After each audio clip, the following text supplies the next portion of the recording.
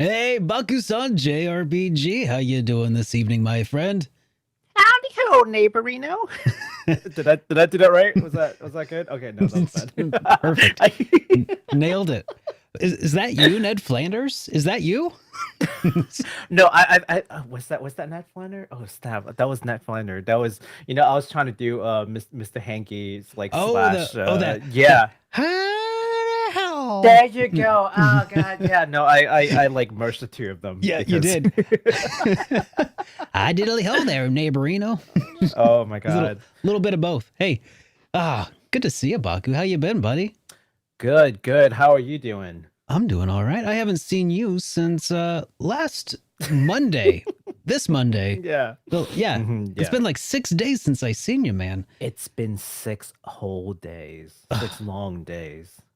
Finally, I get to see your smiling face again, bright and cheerful in this. Well, it's not morning, I guess, in the evening. But hey, guys, Little too bright.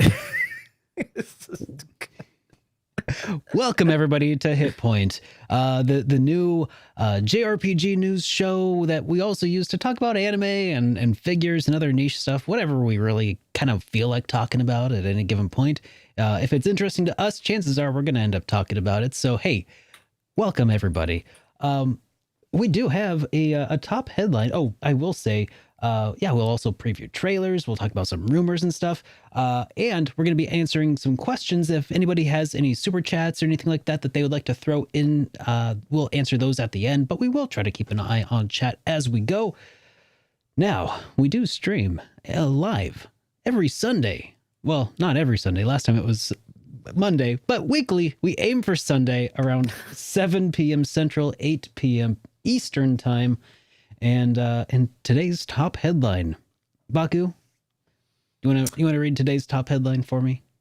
Top headline. I thought that's like your thing, but all right. I'll read it because you wrote it. Nintendo hates you and money. They're shutting down servers because your poor grades. Wait, what? Oh.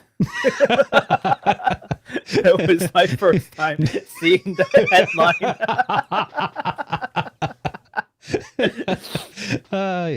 Yep. So that's I think that's the thing that we've been seeing a whole lot of lately, and we'll be talking a little bit about that. There's also some other cool stuff, whole lot of headlines, and one of them is particularly interesting because it has to do with ATLUS and a property, an intellectual property that they haven't really touched for quite some time, called Yeah. Soul Hackers, and we'll dive more into that in a little bit. But for now, let's go ahead and talk about some of the feedback that we've been getting from our lovely viewers. Absolutely. So we've got one from, and I'm going to butcher this. I believe it's T Talt. T Talt. Talt. P-Tort. P Tort.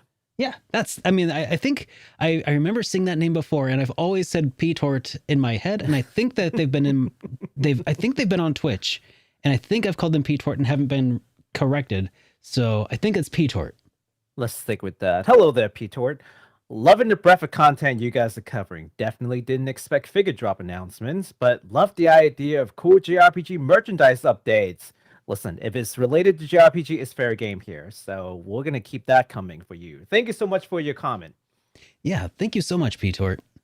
Let's see. So then, regarding Nintendo Online, Noraldine, I I have no idea if that's correct. Noraldine the Propagator, and Franklin Cipher.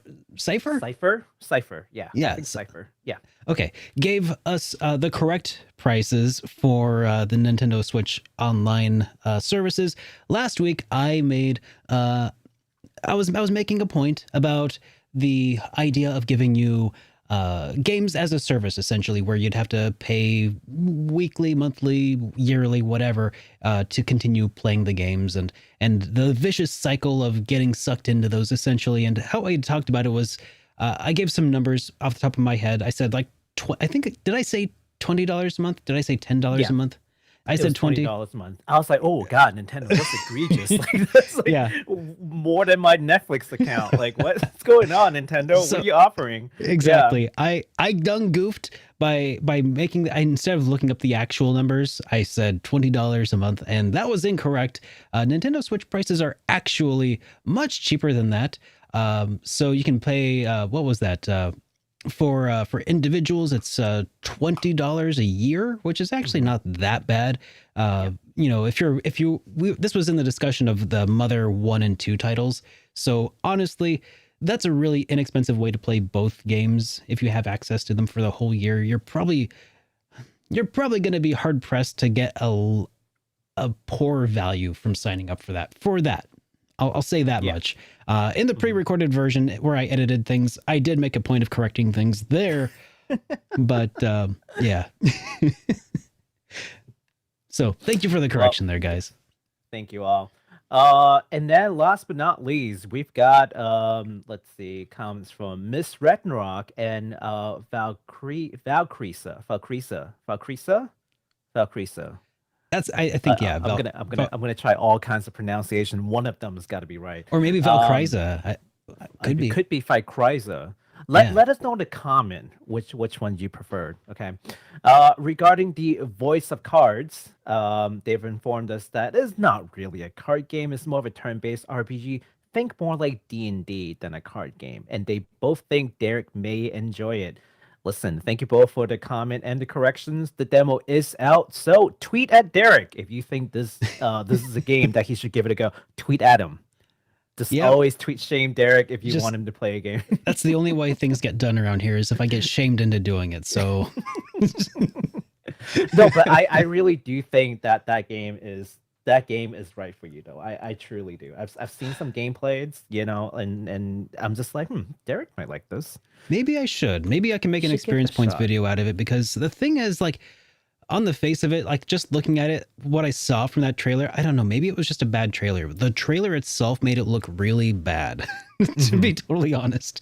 The trailer I saw just, it looked like, I don't know. I guess that the cards, though, as I understand it, as I've read, are more of an aesthetic than an actual gameplay functionality. So that means that I'll probably like it a lot more than it looked like I would like it. Yeah, they represent like individual characters, you know, and instead of like, you know, oh, I play a trap card or whatever, you know. Yeah, that's the extent of my knowledge in trading card games. So it's Trek Card Activate, Shadow Realm. Actually, no, I lied. I play Pokemon cards. All I know is that a 2/2 is a bear. That's all I know. Oh, actually, recently I instigated two different streamers to go up on each other on what's that new what is it, Master Duel on what is it, Yu-Gi-Oh! Master Duel? Don't know. And I had arranged for a friend to commentate on it, and then that fell through because, you know, they moved the time. It got like massively delayed, and then so I was stuck commentating on a game that I knew nothing about. He laid down a card. Oh, yep, it's a trap card. No, it's not. No, it's not. The only time I knew anything happened was when like the player took like a hit. Oh, hit points! Oh, they took a hit! Oh, snap! And the crowd goes wild. It was terrible. But hey, that sounds incredible. If anybody's watching who knows what they're talking about when it comes to Yu-Gi-Oh cards and Master Duel, we might have another one coming up. You want to sign up? You want to come and commentate, man? Like, have you got a VOD of that? I would like to watch. I don't care about the card game at all. I just want to see you commentate something that you don't know what you're doing. Like, I don't know if there are clips of like me just going like, oh. I just want to see this. I just want to see this setup, and then freeze frame, and then you say, "Yeah, that's me." You're probably wondering how I found myself in this situation. I do have VODs of it because it was relatively recent. I don't think Twitch deleted it yet. In fact, I should save that VOD. You know what? I'm gonna make a note. I'm gonna make a note to save this VOD. That sounds incredible. Thank you so much for saving that for posterity. The people need to see this. I need to see this. This is a completely self-serving goal here of mine. I'll send it to you later. Yep. So, really recent releases. Yes. Were there any? Doesn't look like it. Not really. Nope. there are no recent releases. Cool. Just checking. I even put not applicable. Yep. But upcoming games though, let's talk about that. We've got a lot of upcoming games. we got exactly one upcoming game. A whole lot of one upcoming game. A whole lot of one game.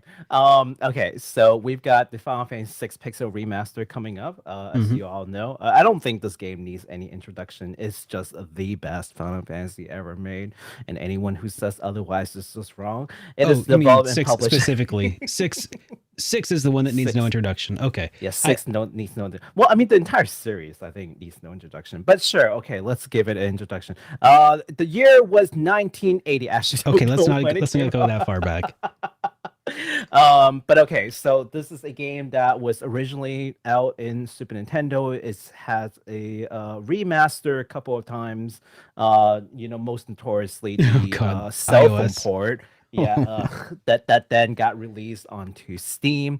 So fans been really wanting a remaster version that would actually look not horrific. So hence coming with the Pixel Remaster series for 1 through 6, and this will now be the last of the classic Final Fantasy, if you will, that will be remastered. And it is gonna come with updated pixel graphics, hence the Pixel Remaster, rearranged soundtrack, improved gameplay, and much more. That's taken from the Steam page. So if I told you that I lived under a rock and I had no idea, like, what exactly, I've seen the trailers, I've seen the pixel perfect remasters being like announced and stuff. I've just not been following that at all. Okay. What did they actually do? Like that's what I'm looking at these, and they don't look all that different from playing an emulator with widescreen support. Well, that's a good question, Derek. And I think we should ask Square Enix, what the heck did you actually do? Well, I think in many ways, this is a way for you to now play it legally. Sure, if you will. Sure. Right? But that's about it, right? Like other than I mean, I don't want to dwell into like the question of emulation. But I feel like that's sort of the same idea with like, say a game like Trails from the Zero, English name? Zero, Trails from Zero, and Azure, right? Because originally, well, not originally, but before the official release, you can get the game, like you can buy the PC version, and then say that you own the game, and then finagle it and get the mods in there, and it's all technically legal.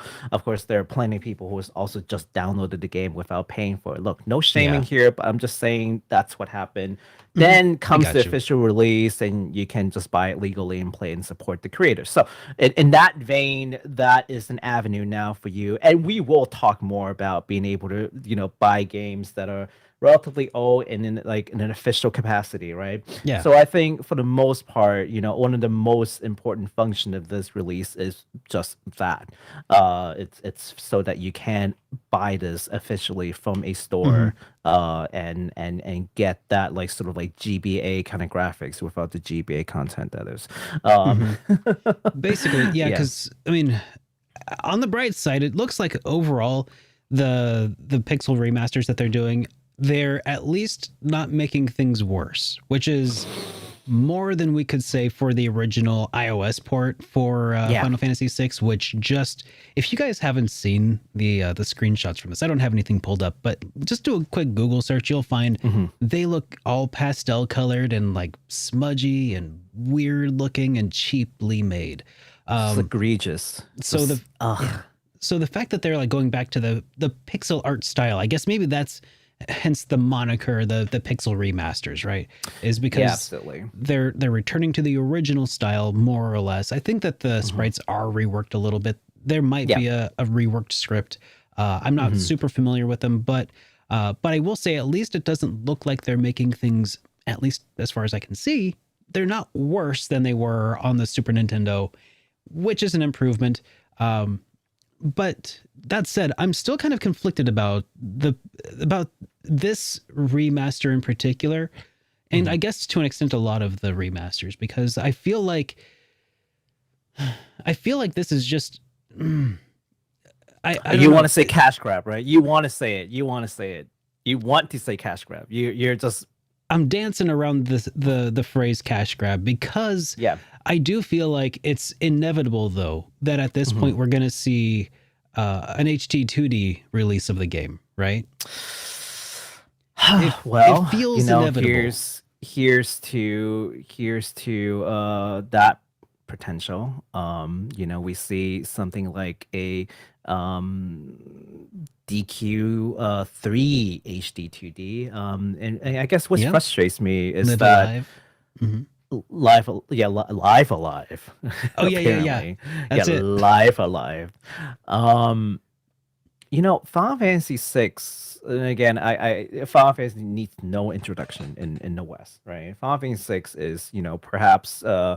I personally think it's better in a ways that FF7 is sort of like the one that opened the West up to JRPG, and it opened the floodgates. Really, but this was super classic, right. And even then, even though FF7 and I would argue that FF7 is the most popular Final Fantasy ever in the entire franchise. Even then, FF6 is like a close second, and it's not nostalgia factor for most people, which speaks volume to the quality of the game, I think.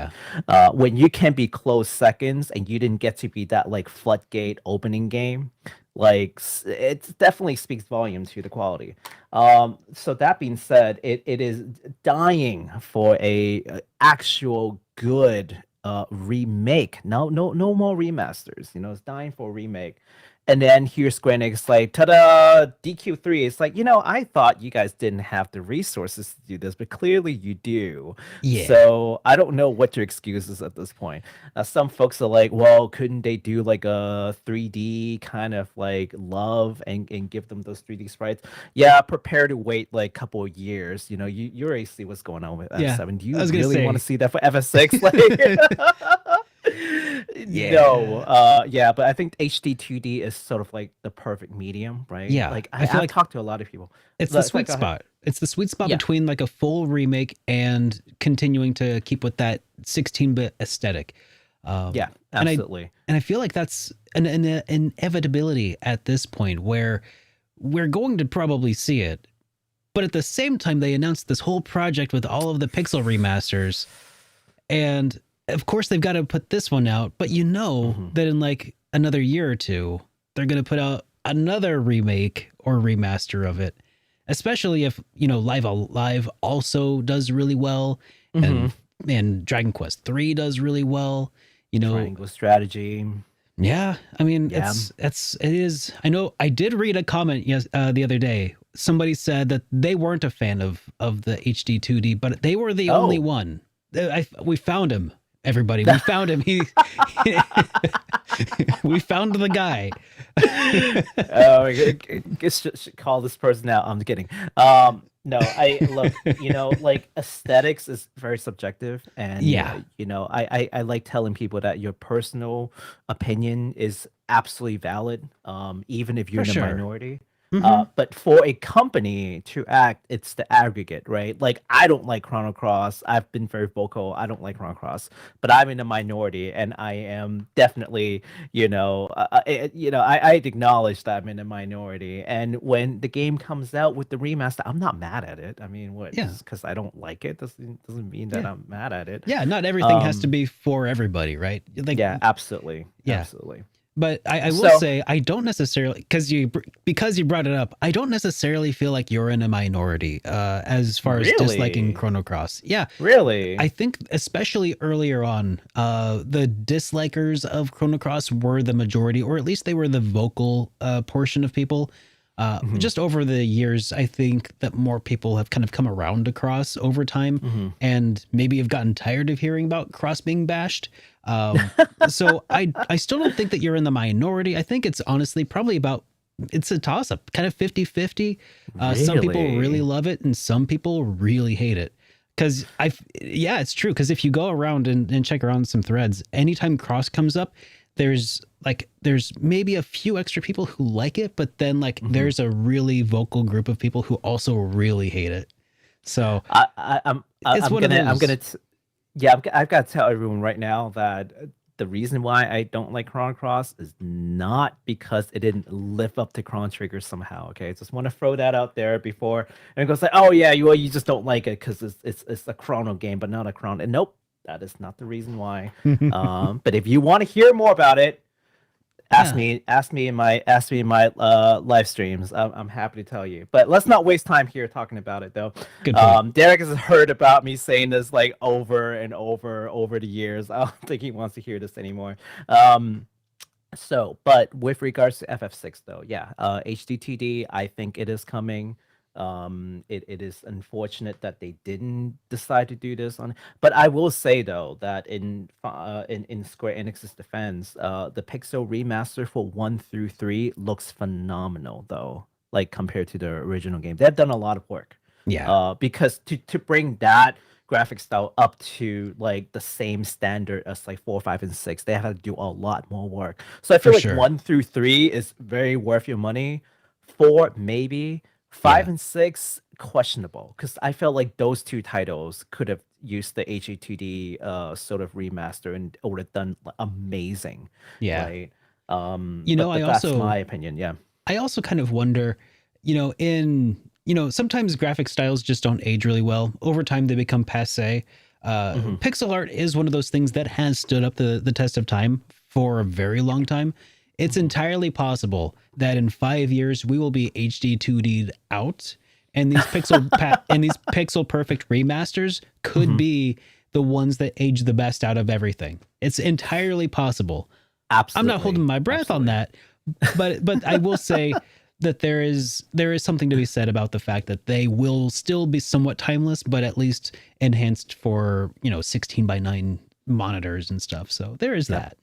Yep, and only time can tell. Only time can tell. Do you mind if we look at the Twitter post that I added for that? You bet. Here, you have it pulled up. Let's see. Let me pull that up really quickly. No sound on this one though. So, okay. Yep, I've got it. Okay, so this is the post that everyone's been talking about, and if you haven't seen it yet, now you're looking at it. So the post in question is a February 12th a tweet from Square Enix. Okay, so let's take a look and see if you spot what's wrong with this. Okay. Mm-hmm. I can spot the difference. That? Yeah, you can spot the difference. Okay, yeah. Oh. So for anyone who does not know about Final Fantasy, there's this whole this is like huge deal. Maybe only in the West. I think in Japan they're just kind of scratching their head, like, what are you talking about? Because I don't think they really made a big deal out of it. But at least in the West, when you Sabin to suplex the fandom train, the train's supposed to flip upside down, right? Because that's you suplexing something, and I guess the West just like made this into this like huge meme, so much so that and perhaps maybe how propelling that meme is games done quickly. Is the games done quickly? The charity sort of event, So much so that one of the sort of like gold, like cash achievement, donation achievement is for, these speed runners to, on purpose slow themselves down to suplex the train for theatrics. Instead of just Phoenix Feather and just call it a night on the fandom train, right? Much quicker way to deal with this train than to actually fight it. But just for the theatrics, we will suplex the train if we can hit certain donation amount. Now as a quick illustration of what it should look like here, I'll switch to my screen here. And this is a demo that's been shown to us by Something Classic in their game Quartet here that they're working on here. So I'll go ahead and play that for you so you can see an illustration of how it's supposed to be done when you suplex a train. You got to flip the train over, okay? That's yes. that is how that is done. Yes, Okay, yes. so Okay. just for the A/B comparison out there. Absolutely, absolutely. So, because they show that, there was basically this like Twitter like uproar. Everyone's just like, "What did Gotta you fix do? it." What did you do?" It's like, yes, I knew you fixed the pixel. It's the remaster, but come on, we wanna flip the train upside down, us per tradition. So then, so it didn't take long for Square to officially respond, and I quote, "We're still hard at work polishing Final Fantasy VI Pixel Remaster in time for launch next week.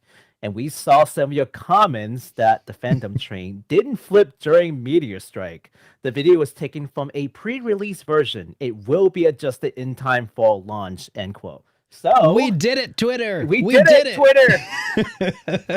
So not only can you shame Derek into playing games, you can shame Square Enix into fixing the train. Thank you, Twitter. That is one of the there are very few things out there that have redeemed the existence of Twitter, if I may say so. But this is among them. Man. Them fixing the Chrono Trigger port to Steam, and I think Sonic, the Sonic movie being fixed is one of 3 instances in which Twitter has somewhat redeemed itself for existing over the years. And shame the corporations into fixing the media. just remember, guys, with the great power comes great responsibility. Shame responsibly. That's right. Shame responsibly, Shame everybody. responsibly. You guys know I had to bring this up if we're going to talk about FF6. Okay, so the game, it will be released in actually 3 days from now, February 23rd, on Steam, with planned release on iOS and Android coming soon. If you do get the game today, you will enjoy 20% off for actually all of the Pixel Remaster until the 6th is released, I think. So if you want to pick up any of these and you want that 20% and you don't want to wait until the next sale, now's the time. How much are they? I think $15 with the discount. So okay, yeah. Okay, that's not bad. I mean, bad. If you're getting all 6, that's rough, but I get you. No, I think if you get the bundle discount, you get additional percent for it being a bundle. I don't know exactly how much that is altogether, but I know for a fact that if you get FF6 with the discount right now, it's $14.99, so about $15. Okay. I'm hoping to hold out for a Nintendo Switch bundle. And I know everybody's like, Nintendo Switch bundles, boo. But well, not everybody. There's some people who really want Nintendo Switch bundles and some people who really don't care. But I kind of want one. And I'll hope I'll get it for $60. Please, they're gonna put it on the cloud.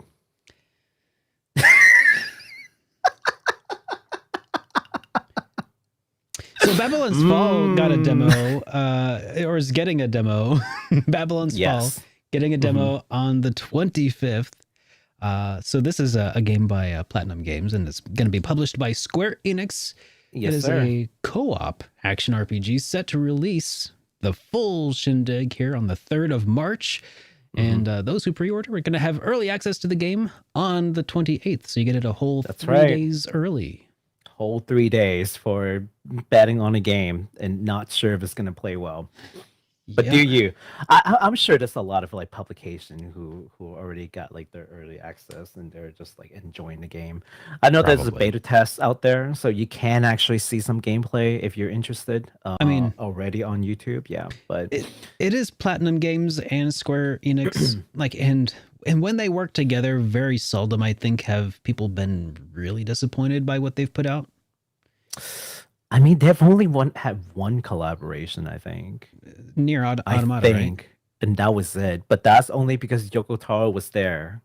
So now you remove that, and I don't know if. Oh, is he not involved? I guess he's not. He's got his own thing, right? Yes, that's where the Voice of Cards comes in. He's been working on Voice of Cards. Yeah. Okay, well, let's hope that Voice of Cards was worth it. Yeah, and we're definitely gonna have a more in-depth conversation in next week's show, right before the launch. We'll talk more about it, as I'm sure more news and more information is gonna come out for this game. So I mean, we could talk about it right now, but more things will come up, and then then we don't have anything to talk about next week. It's an editorial decision, everybody. But hey, the demo is out on the 25th, so if you'd like try it, let us know how you feel about it. I'm gonna try it myself just to see what this cooperative action RPG is really like. So yeah, we'll see. Yeah. We'll see. Do you have anybody that you're going to co-op with that you know of? If we can shame Derek into playing the game. How'd you like action games, Derek? How'd you like action games? I'm okay with action RPGs. Okay. Action RPGs, not action games per se. Yeah. No, I have absolutely no idea how how you pair. Can you go in as a team? If you want to play with a friend, can you I have no idea. I have absolutely no idea how this thing works. So I'm kind of going to go in blind just to see what it's like, and I'd expect it to be an absolute mess because us you do with games online feature. So I don't expect it to play. Yeah, I don't expect it to play perfectly smooth, but we'll see what happens. Can you recall any game that had launched with like just out of the gate of completely hassle-free multiplayer experience, servers working like a champ? Not that I can think of, but then again, it's not really fair because I don't really play a lot of games that involves multiplayer. I'm a solo guy. Yeah. Plus, plus those things also don't make headlines either. Nobody's like Super Mario Odyssey launched online with perfectly fine. I mean, I don't know if that actually. Yeah. It's always you always hear it because something goes wrong, right? Yeah. So yeah, that's fair. Yeah. So no idea, but we'll talk more about it next week. You betcha. Okay. So we got another game here. What's this one here? Yes. Replayer. So actually, no, that was a typo. My bad. The game is actually called Relayer. So Relayer is a game that I plan to talk about at some point. There is a trailer that you can take a look at. It is a tactical RPG. It's a mecha tactical RPG that's set to release in March 24th on PS4 and PS5.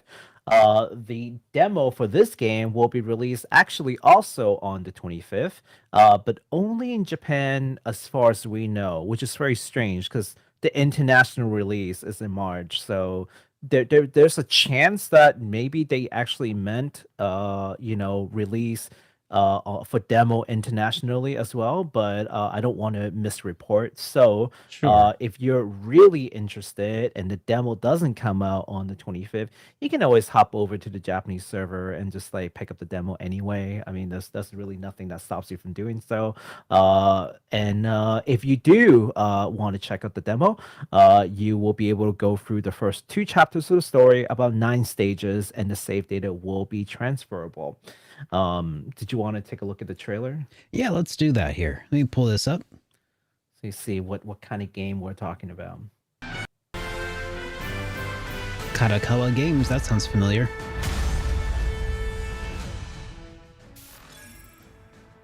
Okay, so this is like a tactical RPG in space. Yes. Okay. So it's like kind of reminds me of like Gundam Wing, like the Gundam's out in space. This is very Gundam-like. Where have I heard Katakama before? It sounds... They're one of the largest publisher in Japan, so it's not surprising that you've like heard of them. Yeah. Like multimedia company. They're not just a game publisher. I was gonna say they publish all kinds of things. I feel like I've heard about like anime by Karakawa as well. Anime, manga, like novel, magazines, you name it. They're huge. Okay. So this is therefore likely to be a pretty big deal.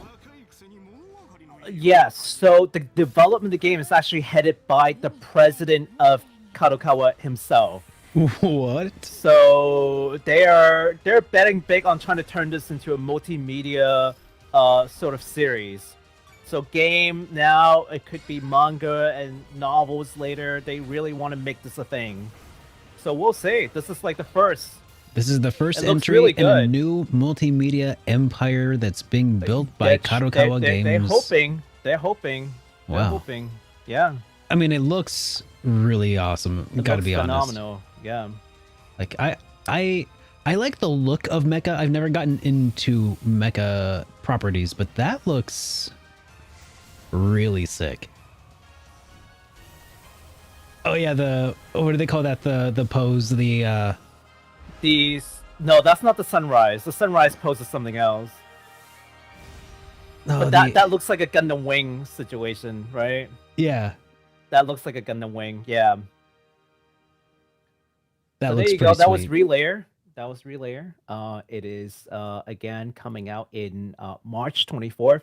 We'll have a more in-depth talk about this game. Probably right before the launch, including any information. If there are limited editions on any of these games, you will definitely hear about it. Okay.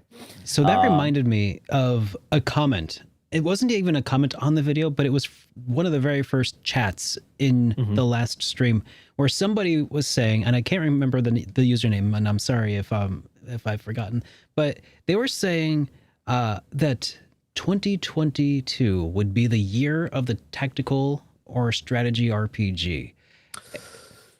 And I feel like there were a lot of games that I was able to think of off the top of my head that might lend that some credence. So we've got this one that we just saw. Yes. We've got Front Mission that's getting the remake. We've got the Triangle Strategy. Triangle Strategy. We've also got the remake of Advance Wars 1 and 2. Like we've got some pretty solid games if you're into strategy RPGs and tactical RPGs. This is shaping up to be like a phenomenal year, but this is just February. Yeah, absolutely. Not to mention that there's a game called Super Robot Wars 30 that came out for the first time really in the West in a modern console. It is available on Steam. It's a sort of a anime mashup tactical RPG with all kinds of mecha from different series. It's one of the largest franchise actually that you've never heard of, which is insane. Well, I don't want to say you. I'm sure a lot of our viewers. Oh, I know. I've been playing that game for 20 years. It was pretty underground for a very long time in the West. I mean, the fact that they've got actually 30 entries in the series. No, it's 30 years. Oh, 30 years. Okay. Yeah, okay. Sorry. It's been out for 30 years. Okay. That's I was gonna insane. say I saw the title Super Robot Wars 30, and I was like, wait, what? What happened to the other 29?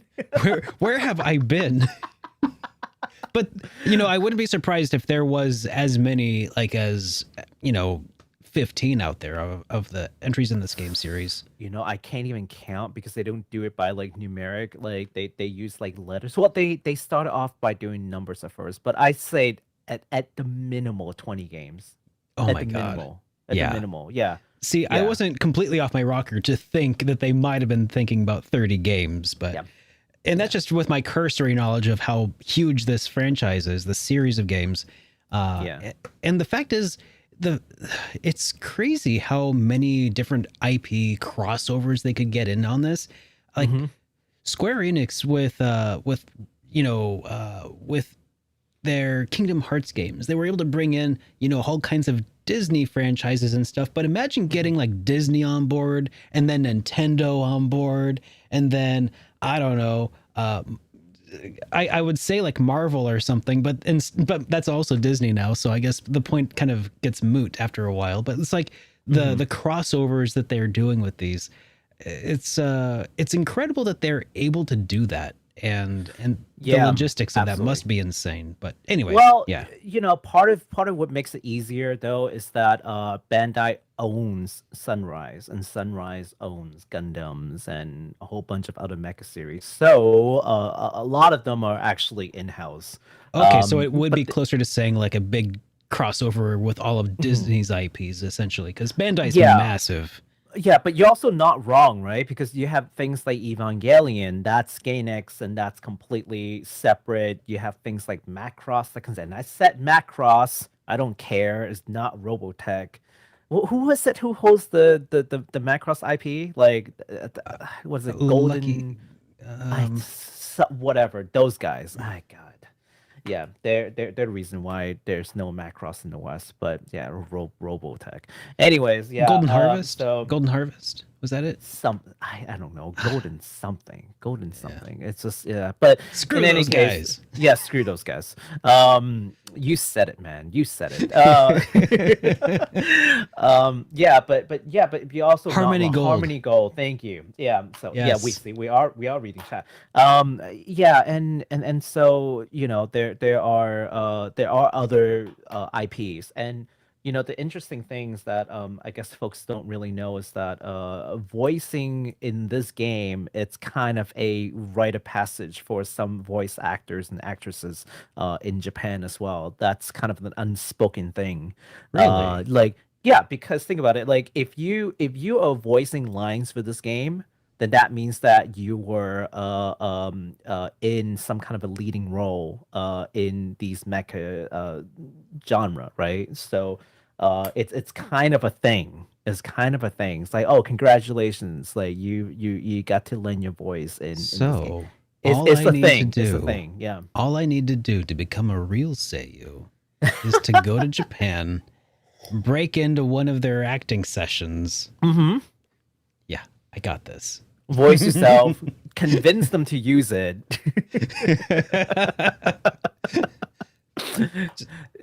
We will cover if you guys want to see this, we'll cover the entire journey from the flight into Japan to the break-in to the voice section to the convincing to the arrest. Live stream it. Yeah, we're gonna live stream the whole thing.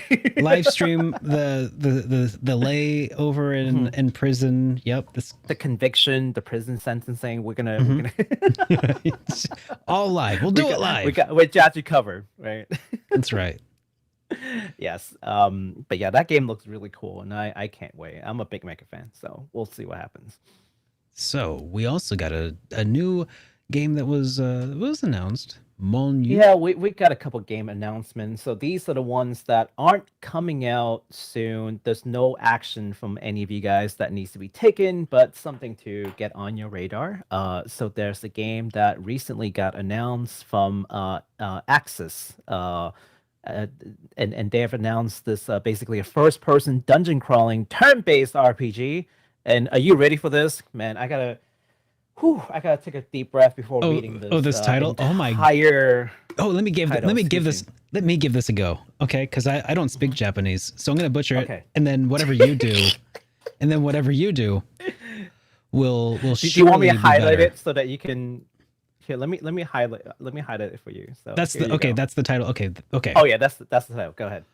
Monster wo Taoshite Tsuyo Kenya Yoi. Wait, Yori.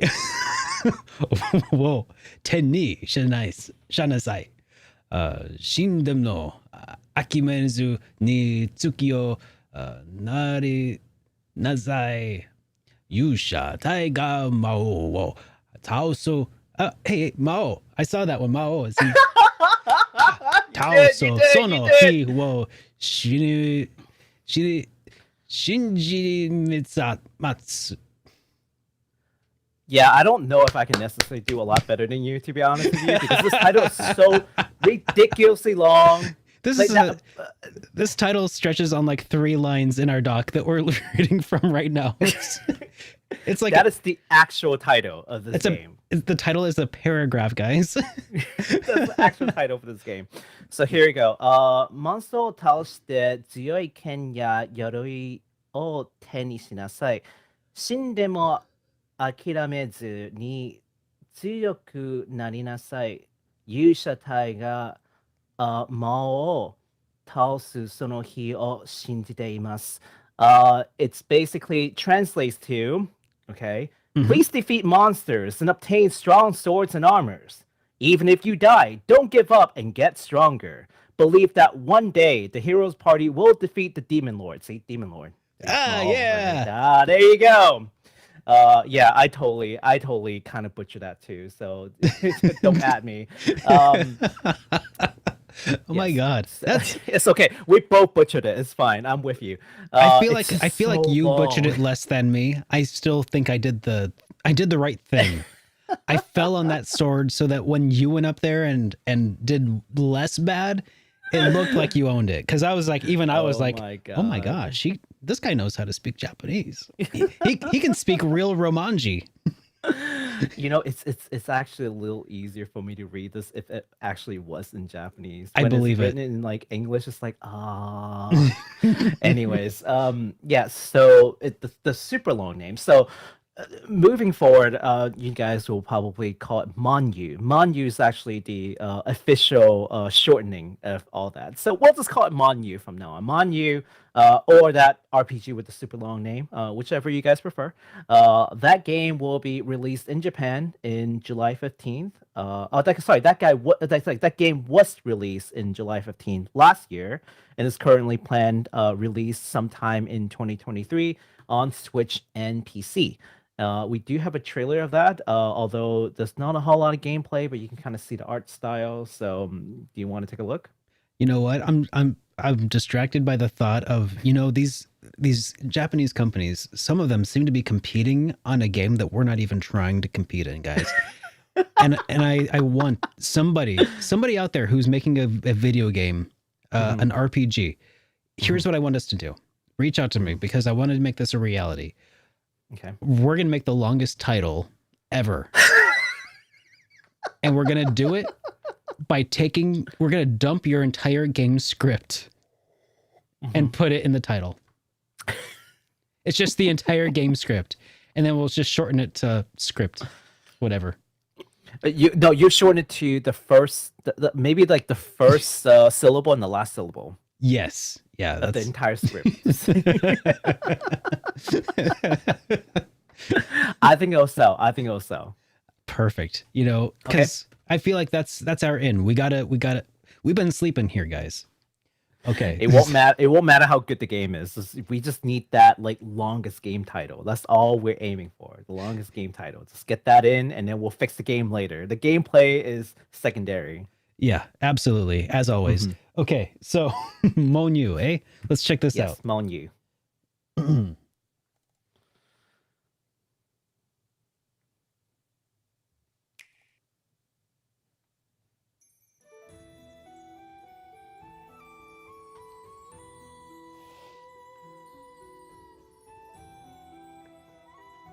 Okay. That looks really familiar. Like the character design looks Yeah, straight it out of kind Little of Town Hero. does. It looks Kind of straight. does, doesn't it? Yeah.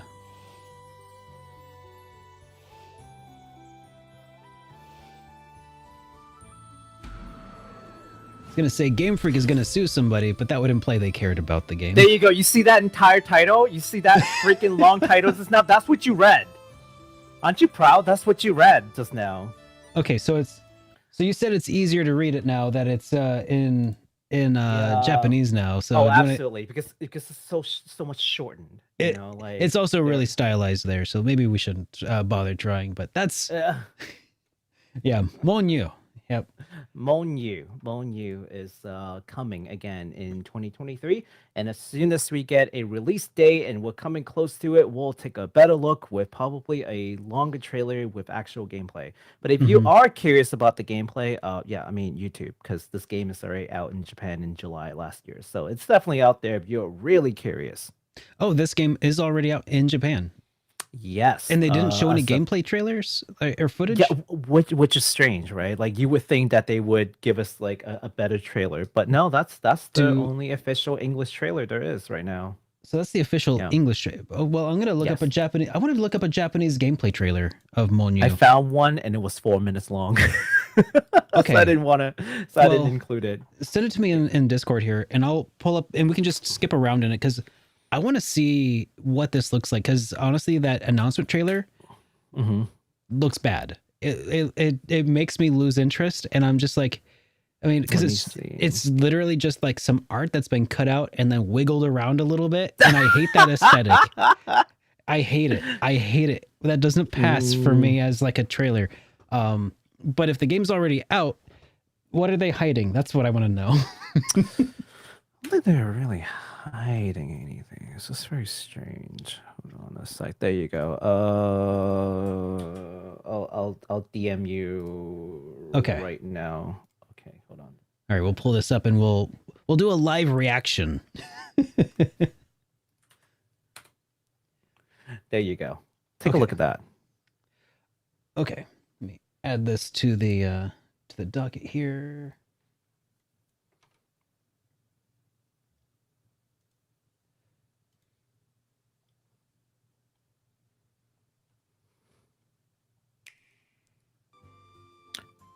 You can kind of skip to. Yeah, I'll definitely skip around here a bit. This You can skip to 1 minute mark.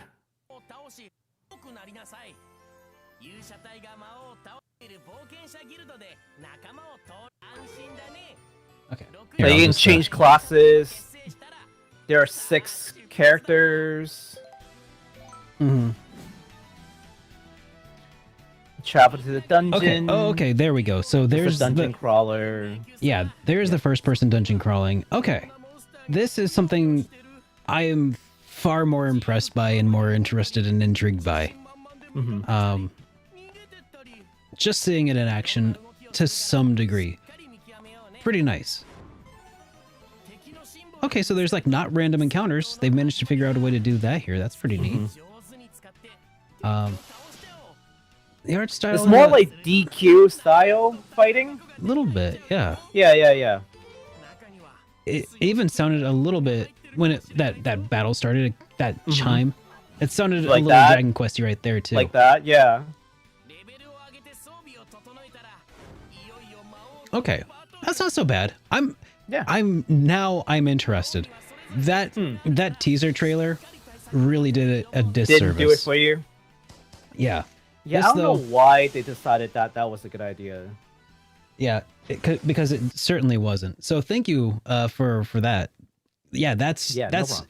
I know that there are people who actually really enjoy first-person dungeon crawling, and it's kind of been one of those things where since the end of the 3DS, it's the future of certain games that have kind of revived the genre. It's been kind of hanging in the balance, you know. Etrian Odyssey. Yeah. That was.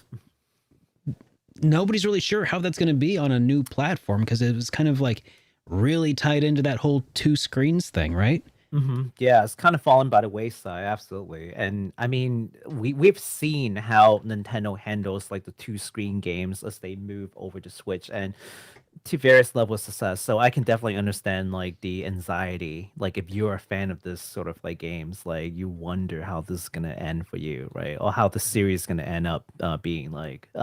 I like to remain hopeful. I think that if there's enough demand for it, the companies will do it. So definitely vote with your wallet. Absolutely. Sure. And it kind of it's tangentially related, but it kind of makes me wonder like how other game developers might learn from that. You know, if you design an entire game around a gimmick for a Nintendo console, like you can't, I suppose, like they're not necessarily going to take care of you in their future console, right? Like if you built an entire game around the wiggle remote controls of the Wii, for instance, you could play, you could have moved it to the Wii U, right? But then, you know, what about now? I guess to an extent, those are still existing in like the Joy-Cons, I guess, on Switch, but not so much on the Wii or the Switch Lite. Right. And then the Wii U still sort of had that 2 screen mechanic where you could have something different on your pad that was then from what was on your TV, right?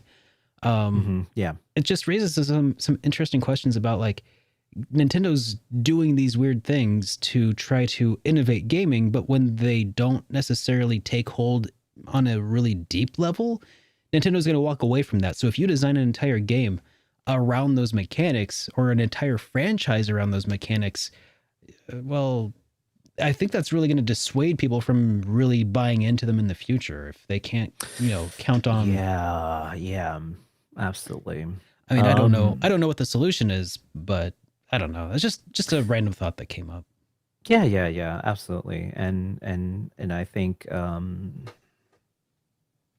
Nintendo that's sort of a double-edged sword, right? On the one hand, that's sort of what kept Nintendo from this whole console war, right? Like Mm-hmm. instead of fighting with Xbox and PlayStation on constantly upping on specs and just like duking it out on paper, they've chosen a completely different route, right? And Yeah. they're winning in many ways, right? 3DS, the Wii, the Switch, all three of these have shown, exceedingly, good sale numbers relative to the competition. So the Vita and the PSP from Sony as a handheld versus like the console of that, generation.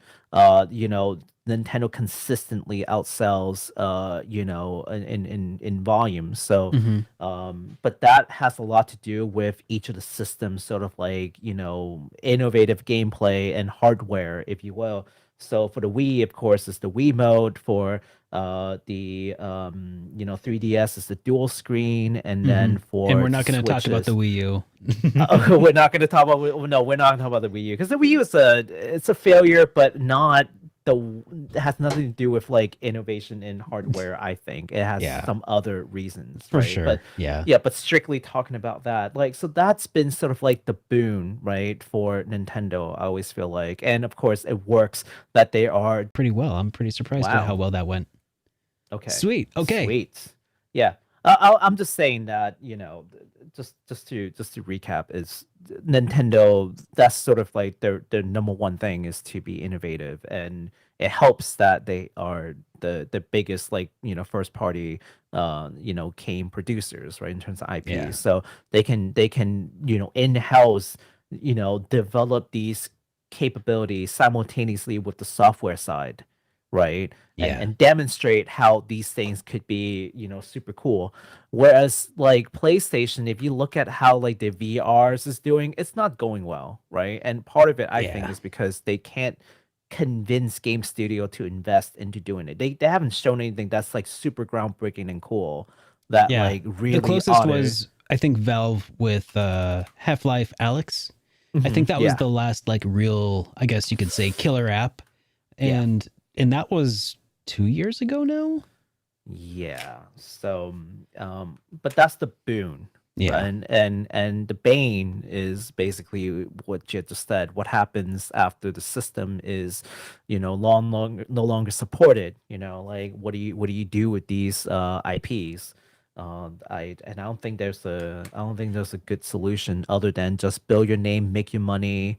Try not to build around a core mechanic so much as building around a core theme, like, because Yeah. thematically you can transfer these things with new ways to play. But if you develop a game based on the core mechanics that's tied to a unique piece of hardware, you're kind of signing your own death sentence to the series. So Yeah. That is yeah, that is very good point. Okay. yeah. Well, All thanks. right. Sorry Well, for that rant, everybody. I was just really sidetracked by that entire train of thought there. So I think that's what people are here for, though, right? You want to hear the inner thoughts of the Derek's, so please keep it coming. But why else are you here? What else are you here? No, they're here to for listen the to what RPGs, man.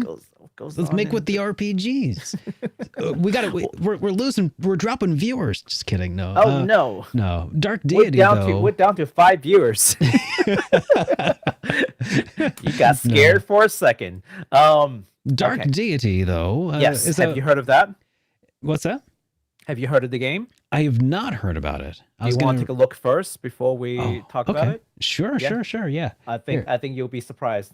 I Okay. I was surprised. All right. Let me pull this up Mhm. here.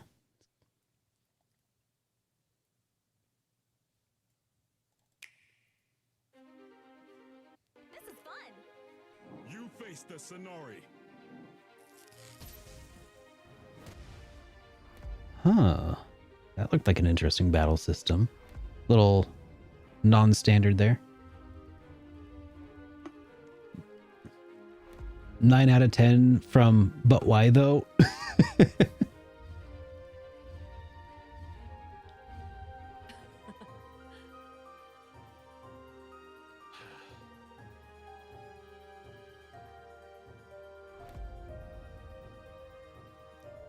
Oh, it's a remastered map. Okay, so this is a remastered game, I see. Oh, wow. Yeah, that looked pretty basic before, and they're going... They're going hard now, though. Yes. Dark Deity. Dark Deity. Yes. So, speaking of the art, I see people are already noticing the art. Wait. So, hit the the thing is playing. So what I think is interesting about the art is that there's sort of like an inconsistency in the character arts, I've got to say.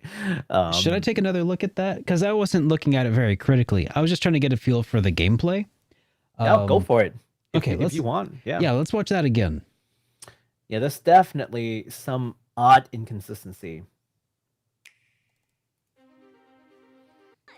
Like, some of them looks really good, and the other ones is just like, what did you do? Like this guy right here, it's just like, Yeah, he's okay. This girl's also, I'm not an art person. I can only tell you from like just visually, it's kind of amateurs. But some of them looks like really good, like that elf just now, or this girl. Like what happened? Like that looks okay. Like those amazing. two look really great. Yeah, they look great. And then great. some of the other ones are like, it's fine, but it's not. The quality is not quite the same. It's just inconsistent, basically. Yeah, it's inconsistent. The beauty of indie games, though, some people actually like that. They prefer it. So I'm not gonna go into it. Art is very subjective, so for sure. Yeah, this is not me criticizing it. Absolutely, sir. Overall, the aesthetics in the game looks great to me. So, okay. So, the Fire Emblem-like grid-based tactical RPG. Is the video playing again? Nope, I got it. Okay. Will be a Switch port with new arts and all kinds of rebalancing adjustments. It is immediately available on PC, but that would be the old version. I don't know if there's any plans to like revitalize the PC version, but the port is set to release in March 17th, 2022. So look forward to more news. We'll cover this as the time comes closer, probably in a week or two. As we get more confirmed news, we'll talk about it. But this is just to get on your radar that this is a thing. Yeah, Year of the Tactical RPG confirmed. There you go. I was kind of like thinking to myself, like, well, wait until you see what game I have for you later. When you first brought it up, I'm like, yep, okay, we're gonna talk about another tactical RPG in just a second. Yeah. And there's this one last game that we would like to talk about in terms of game announcements. This time it's not a tactical RPG, but a meta RPG that is a parody game that pokes fun of classic RPGs and game development. And I just found out about this today.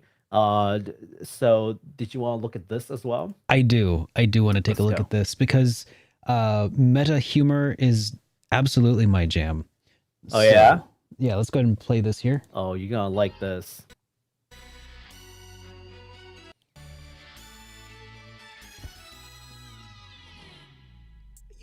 This is really cool, but I'm launching a game, not a cartoon. We need more drama, more art. How about using stop motion? Stop motion? Okay. Looks pretty Nickelodeon there. Yeah, that's definitely too much art. Listen, you are the animation studio here. You decide. I just want it full of explosions, special effects, exciting new...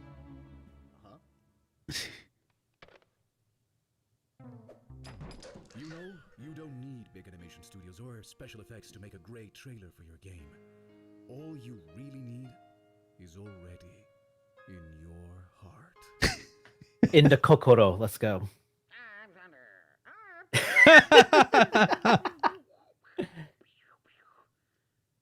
Fudge. a comedic adventure where bugs are your friends. Enjoy exploring a crazy and outlandish world full of quirky characters and funny homages to the history of video games. Okay. Wade through broken storylines and landscapes in your quest to challenge the developers' rule over the game. Collect all funny bugs and glitches and use them to progress. Then start all over again, make different choices, and become the bane of errors. Okay. Hey bro, I haven't seen my socks. Oh no. Coming April 1st on PC and Switch. April 1st, huh? Right. April 1st. Well, it kind of is, but not in that sense. So I should probably just shut up. Okay, so I've got to say that I included the game for Derek, and I don't think I was. I think I read Derek correctly. That is definitely something that you want to take a look at. Yeah. I'm okay, so I dig the I like some things about it. I'm curious. My interest has been piqued. I'll say that much. Okay. Okay. I'm curious about what the gameplay actually looks like in practice, but we'll see. Because that's really all, in my opinion, that's all you really need for a good trailer. Is I just want to see what the game looks like in motion, you know? Yeah, and I think personally, I think it's gonna be a little bit like Evoland. Have you ever played that game before? Have you ever seen that before, Evoland? I have Evo Land 1 and 2. I've not Yes. played them though. So, I mean, well, I've only played Evoland 1. I've not played Evoland 2. But essentially, you go through this journey, and as you pass through the stages, the technological level of the game sort of like evolve with you. So, and you play like, at 1 second it'll be like a 8-bit, open world, not open world, like open map, overworld kind of like RPG. Yeah, you start off as like a blip, right? As like a square. Well, you start off as you start off as like a Game Boy sort of like black and white kind of sprite, and then you move to like the NES era, then you the Super Nintendo, and at some point it's like N64. You get that like kind of polygon feel, and it's pretty cool. There's not a whole lot of gameplay that evolves with the within the each of the generation, if you will. It's more like to me it felt more like an art piece and a story book than it is like a game, because a lot of things is very set. There's only so much you can do because the style keeps changing, the system keeps changing, so it's not very robust in any way. But I don't think that was the point. Nature. It's more artistic in nature. Yeah. So my worry for this game, and I guess I'll start, is that this game is probably going to end up being that way. That is going to end up being more of a art piece and a parody than it is going to be any kind of really involved in-depth game system. Feel free to prove me wrong though, Terrorbane, but if you're anything like Evoland, which I do like Evoland, it's going to be more of an art piece, more of an experience than like another classic RPG that you can really like sink your teeth in and like build out your party. I don't think it's quite that. It's going to be more jokes like laced everywhere, and jokes can also be kind of hit and miss with people too. So hopefully this will be a good one. I'm really looking forward to seeing how this thing plays out. Okay. Yeah, it kind of reminds me a little bit of, gosh, this is probably a really deep cut for people who might remember, but do you remember Stanley Parable? Yeah. I met the guy. You met the guy? I met the guy at did I ever tell you the story of meeting So I was at MacFest one year, and I ran into one of my a friend that I've met through a fraternity long ago. I haven't seen her in years.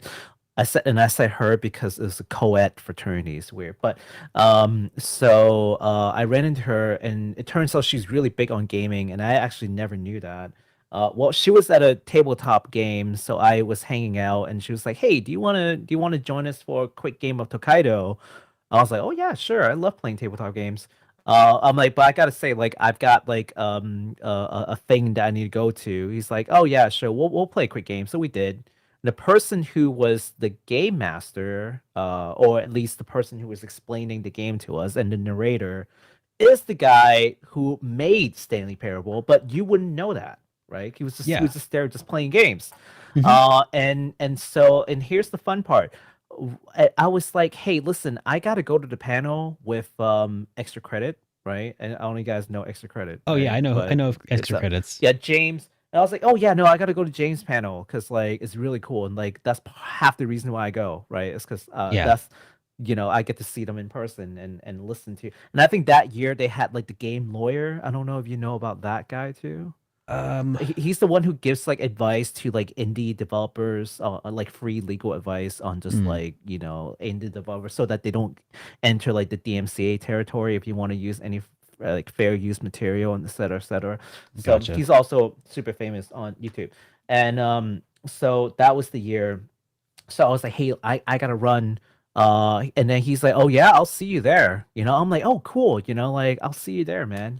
So I sat down and I'm waiting for the talk to happen. And then James is like, oh hey, look who showed up, and he was looking towards the door. And then he's like waving the guy to come over, and then he introduced like everybody. It's I forgot his name. It's like, yeah, he you may or may not know him. He made Stanley's Parable, and I'm like, well played. When he said, yeah, I'll be there, that's what he meant. Yeah. Like, well played, sir. Well played. But I think that's the cool thing about MacFest. So if any guys want to stop by MacFest, you may run into all kinds of like YouTube celebrities and game developers, and you wouldn't know who they are if you don't know what they look like. They're just blend in to the crowd, and they're just playing tabletop games. They're playing arcade games. You'd never know who you'll run into. It's true. Crazy. A lot of YouTubers look like just normal, average, everyday people. Yeah, YouTubers. Almost. It's weird. Almost. Yeah. I mean, I'm sure you guys will spot Derek from like a mile away, but he's got that aura. No, but see, the cool thing though is like, so you've got things like PAX. Like PAX is more like an industry event. Like they've got badges. They're there to represent a company. Here though, they're there to play. They're not here to represent any company. They're not working. Right. Yeah. So that's the difference. So I highly recommend you guys coming by. I've been telling Derek to come by MacFest for like years now. It's like, dude, I'm sure I will like, at some point. It's just one day. Yeah. It'll happen. It will happen. But yeah, that was our little encounter. All right. Well, do you want to move on to some industry news here for a minute? Absolutely. So here's a quick one. Nothing to really show you, but just to FYI for anyone who's interested, Sony has announced a series of 3 play broadcasts focused on Babylon's Fall, Stranger of Paradise, Final Fantasy Origin, and Ghostwire Tokyo. They'll be available for watch on the PlayStation Japan's YouTube page. We'll link in the description on February 19th. February 26th and March 19th, respectively. So if those are the games that you're interested in seeing more of, you will have a chance to do that through the play broadcasts. Yeah. Yeah. So again, not a whole lot there, not a whole lot of discussions, just so you're aware that this is a thing. And then there are a couple of countdown sites that popped up over the week, and we're gonna talk about it. Yeah, so, that's right. Do you want to show the sites, Derek? Yeah. Let me go ahead and pull one of them up here. Yeah, let's do it. All right, here. Just so you guys can see the countdown. I'm waiting for Derek to make a dad jokes about countdowns. All right, here we go. This is oh wow. That's the countdown timer for Capcom's site, everybody. Yes, in 3 hours. So midnight today. Jeez. Midnight today. Yeah, I wrote tomorrow, but I wrote the docket yesterday. So what I mean is tonight at midnight. So in 3 hours, we'll get to see what the Capcom countdown site is all about. Now, fan speculation is either they're betting on either a DLC for Resident Evil Village, or the remake of Resident Evil 4, which has been in the sort of rumor mill for a little while now, or both, because that would be crazy. They're saying, hey, the font looks a lot like Resident Evil. So it's sorry for all the folks who are into Breath of Fire. It's probably Yeah. not going to be that. I wasn't getting my hopes up. I was just trying to pull up the page source for a minute, just see if I could spot anything. I'm sure everybody's already scraped it though Yeah. for anything. And But wouldn't it be crazy though if they deliberately use Resident Evil font and then like, just kidding, it's Breath of Fire 6. Oh, Street Fighter. again. Damn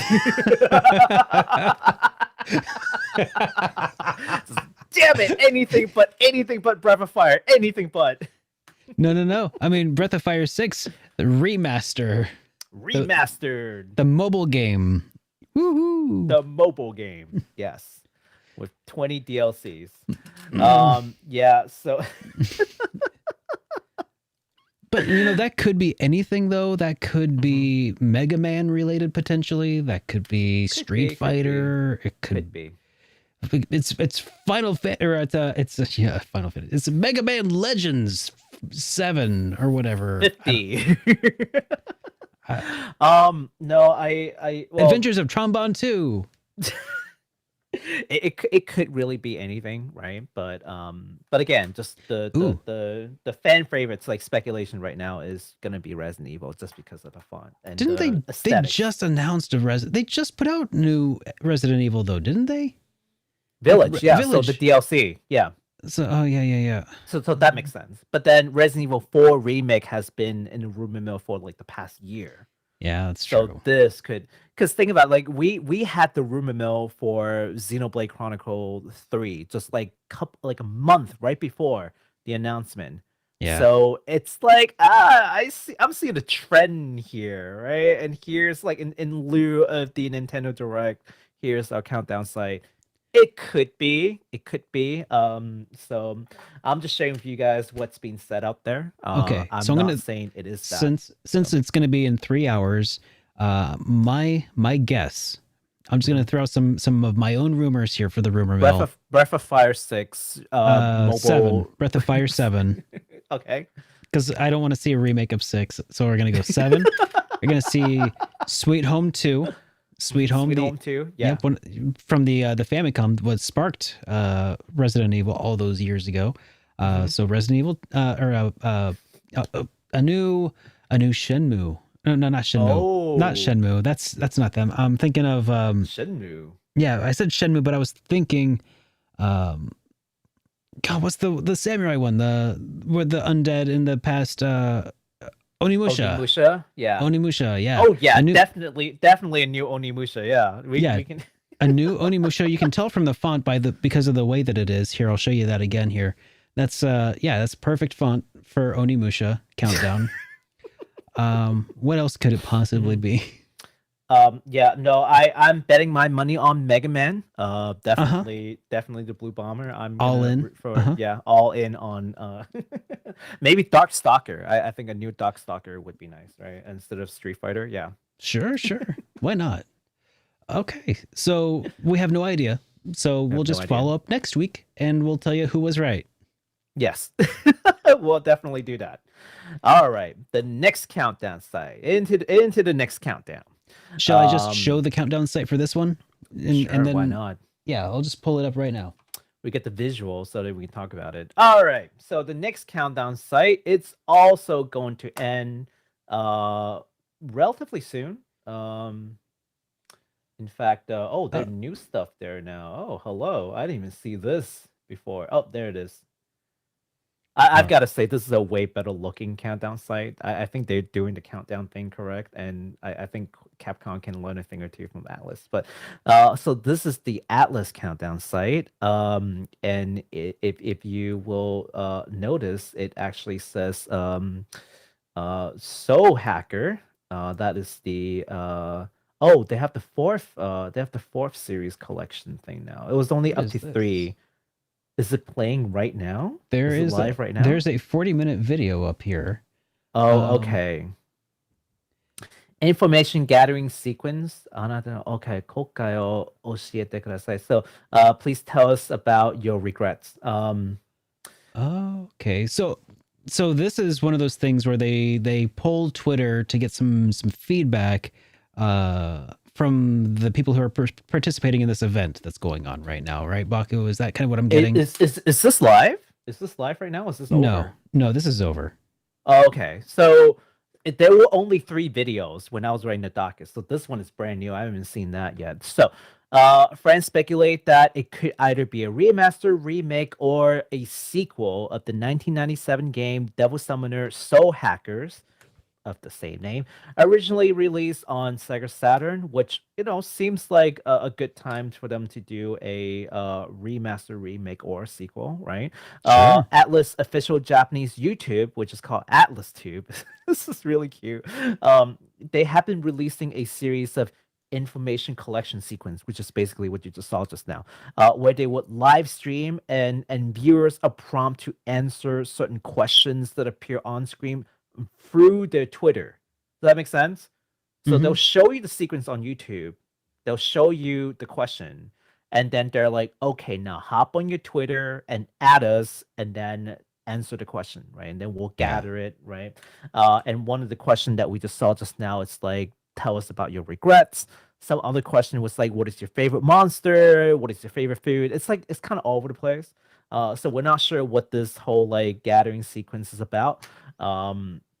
But during these sequences, right, between the questions, there are these staticky image flashes, right? And that's what Derek was showing. Like this. Right? There you go, like that. That gives you a hint of what the game is to come, right? I guess it's not in between questions, it's like during the question. Yeah, but it just as randomly it plays. Yeah. Right. Randomly there'll be staticky flashes. So here's what we gathered so far without seeing the 4th one, because that's brand new. I'm seeing that image just now for the first time. So here's what we gathered. It appears that it would be an original game with new characters, or at least a remake with new characters, because the person that's being flashed in does not appear to be any character from the original game. Maybe a redesign. And that the image, particularly that Derek had shared with me, and someone else has shared with me, where they see an R1 key clearly visible in the bottom right of that image, which would suggest that this will come out on a PlayStation system and definitely not a mobile title. So that's definitely going to be a good news for a lot of you. I personally think that the prospect of a remaster, remake, or sequel would be very interesting on the PlayStation console, especially since they've given SMT 5 to the Switch. I think it's about time they show PlayStation some love. I'm sure I can name a couple of people who didn't own the Switch who are big SMT fans. They got the Persona 5, and they're like, oh, come on! Like, I was betting on PlayStation as being the console to be able to play all the SMT games. Maybe this is another thing that they can sink their teeth into. What do you think, Derek?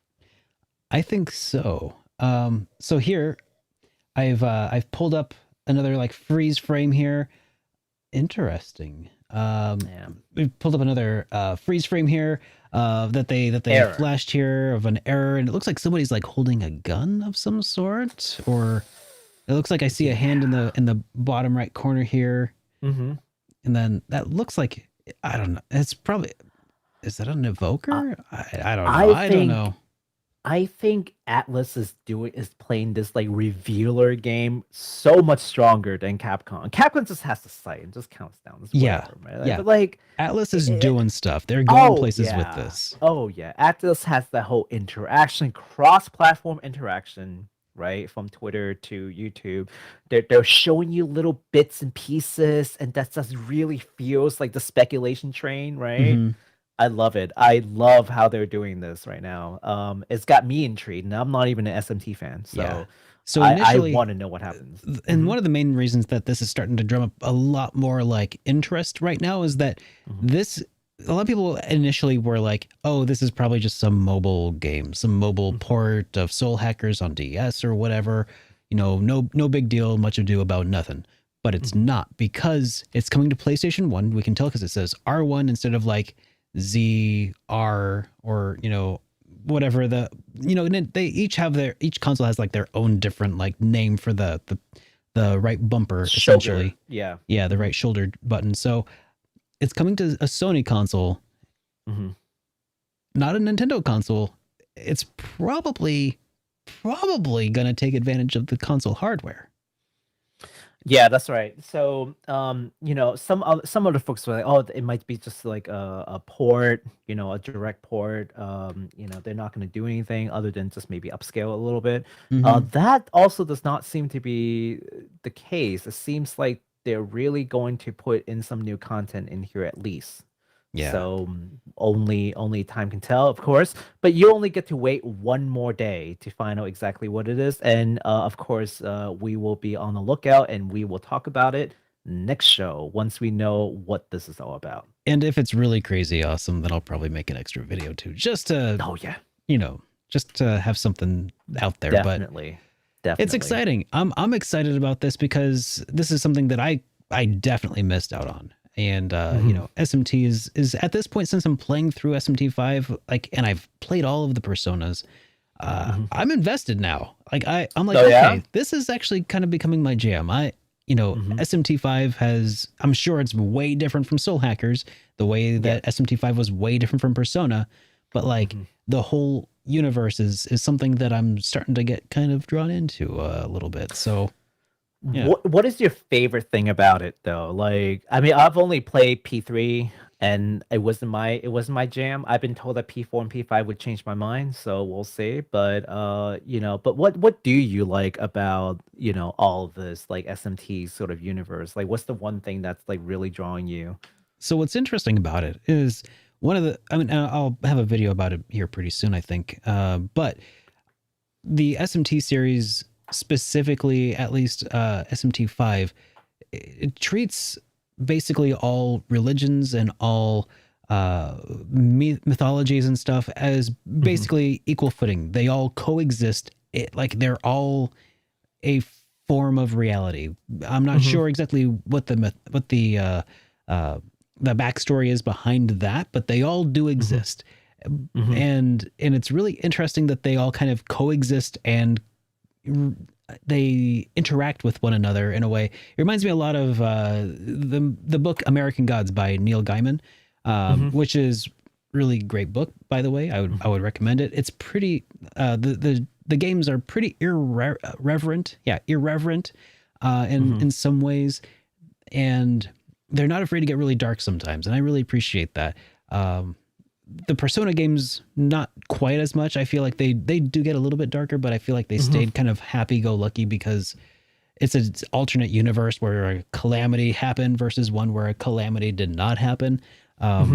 So I don't know. It's hard to sum it up, but basically, as of right now, it's just kind of a dark, broody atmosphere where basically our lives are just hanging in the balance of some, crazy, otherworldly beings that, that are vying for control essentially. And yeah, that sounds like every other JRPG. That's true. You really think about it. It's true. It's because I'm doing a very poor job of saying how it's different. I'm just poking fun at it. Yeah. No, I get you though. Yeah. Funny that you talk about the whole religion aspect. I think that's something unique to the Shinto sort of belief that allows them to sort of blend in all these sort of different deities and religion, and they've been doing that for a long time. When the Chinese sort of mythology came into Japan along with Buddhism, they have absolutely no issue accepting all of these and sort of blending them all in. So by the time the Western Judeo-Christian or other kind of mythology sort of comes in, they have absolutely no issue blending those in too, because Uh-huh. it didn't stop them before. It's not going to stop them now, right? Yeah, it's They, like yeah. they they collect religions, right? So, or gods and stuff. They put them up on their shelf, and so then Western imperialists come and they're like, "Here's Christianity. This shall be the religion." And they're like, "Oh, cool. We'll put this next to the on the shelf." no, Oh, cool. I don't have this edition yet. Let me put this up here. Right. you say that, but there's actually an anime, and I forgot what it's called off the top of my head, but it basically follows the adventure of Buddha and Jesus. That sounds living pretty interesting. in modern day. No, it's super hilarious. It and, sounds like, familiar, actually. Yeah, Well- I forgot what it's called. I forgot what it's called. It's not. Are they popping like up, are but- they like roommates in an Yes. apartment? yes, and they just got like a T-shirt on that says Jesus and Buddha. Like that was it. That's just all they. Yeah. So I think I think Persona is in that sense is a very unique outcome of that sort of religious custom. Mhm. They can celebrate Christmas and then go right back to Shinto and then attend a Buddhist ceremony. They don't even bat an eye. No one questions, how could you possibly do all these things? That's a very like a Western sort of like question. They don't care. They're like, yeah, whatever. I can certainly delve deeper into all this, but I think we're veering a little bit further away from Yeah. game chat. So if you guys are ever interested, definitely reach out and I can chat with you. So we've got one more teaser site coming up. You want to take a look at that last one? This last one's interactive. You want to play around with Ooh. it? Oh. Yes. So are you telling me that this one is the final countdown? I was waiting for it. It's the Ah, I final hate you. countdown. I was waiting for it. DMCA'd. There we I was go. waiting for it. Mm-hmm. All right. Oh. Oh. Okay, what do we got here? Space to interact and up, down, left, right to control your little person. Okay, here. Let's Yep, there you go. Oh, And then you okay. can hit space to interact. I'm not translating everything. Aw. I'm not translating everything. I think you're reading some kind of a diary just now. But anyways, yeah. So as you're doing this, let me talk about this a little bit. So Okay. this is the new teaser site that Nipponichi just popped up. And for those who don't know what Nipponichi is of the Disgaea fame. And it depicts a man in a research facility where you can control him to examine different objects, as you see Derek is doing right now through a screen. And at some point, after you interacted with enough items, which actually I probably just once per item, you can exit the room, and then it will give you a date for the next update. Along with a call for action for you to retweet this, which yours truly had. And the next update is going to be February 22nd. So we don't know exactly what this thing is about, but we just like to bring it to your attention that this is the thing. So there you go. Midnight, February 22nd, next update. Please click to retweet. That's all there is. That's all there is. This is as fresh as you're gonna get because this just came up today. All right. Dang. Yes. Yeah. That's cool. There's not much to say other than there you go. This is why I'm just like, Capcom, you got to step up your review game, right? Yeah. Like, Yeah. ATLUS Capcom. is doing all these, and then Nipponichi got this whole like game thing going on. Like Capcom, what's going on, man? Yeah. Let me go back. Actually, let me take another look at that Capcom. Just double check if there was anything I missed on the Capcom site. All right. Yeah, that did look a whole lot like Pokemon. We're not sure if that new game gonna have that aesthetics or maybe it's just the theme that they're going with. I didn't have time to read through everything and translate it for you, and I'm like, yeah, it's especially difficult for me to translate some of these for kanji. I've got to tell you. So yeah, it's a very blunt, just like 3 hours. It's- like, yeah, it's- okay. Doesn't even tell you how many minutes. No, they didn't even bother to give you And the minutes. Also, I gotta be honest, the controls on this game are really bad. I can't get it to move at all. So Yeah, it's glitching out already. No, Yeah. no faith. Yeah. Definitely Breath of Fire though. Definitely For Breath sure. of Fire. So, I mean, I 100%. see that when you see the 7, you're not seeing 7 right now, but I swear that 7 looks like that's gonna be it. Like Breath of Fire 7. They're gonna agree. Just take that 7. I agree. All right. So, do you want to talk about the big news that everybody's kind of been talking a little bit about? We might be in no. danger of beating a dead horse with this one at this point because it's been kind of like the big news cycle the entire Oh yeah. since the end of our last stream. Basically, we're like, Nintendo, you're awesome, and then this one we're like, Nintendo, you're sucking. So, for the uninitiated or for those who just weren't aware, Wii U and 3DS eShop will be closing in 2023. So Nintendo announced that for the North American shop, they will be closed in late March 2023, which means that users will no longer be able to make purchases or download any of the demos from the store. VGC actually did a rough count, and they're counting about 1,000 games that are digital only, combined between two systems that will no longer be available to purchase in any way. Doesn't matter what you do. There's no way to get these games from the closing, unless of course Nintendo gives us a way. But doesn't sound like that is the case. Now but these are in 1,000 practice, titles total, though. Like, because we're this is also going to probably include. I mean, 1,000 games, like that's got to be I'm guessing a lot of those are going to be games like Legend of Black Tiger or whatever, you know? whatever. Like Yeah, really poor quality, like, throwaway Cash stuff. Yeah. grabby, just Chemco. Like, I like almost crapping on certainly. Chemco.